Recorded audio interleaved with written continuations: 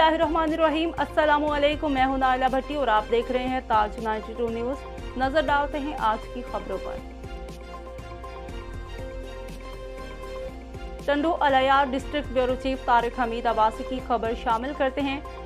आल Pakistan hydro electric labour union Tando Allahyar की बिला मुकाबला कामयाबी पर national press club Tando Allahyar और मुत्तहिदा इत्तेहाद अब्बासिया इंटरनेशनल के मरकजी राबत सेक्रेटरी अब्दुल हमीद अब्बासी की जानिब से उनके एहसास में नेशनल प्रेस क्लब पर तकरीब का इनेकाद किया गया। इस मौका पर 9 मुंतखब अहदेदारों को हारों के तोहफे पेश किए गए। इस मौका पर दिफाए पाकिस्तान विंग के सरबराह डॉक्टर पीर ताज जिलानी ने खुसूसी शिरकत की।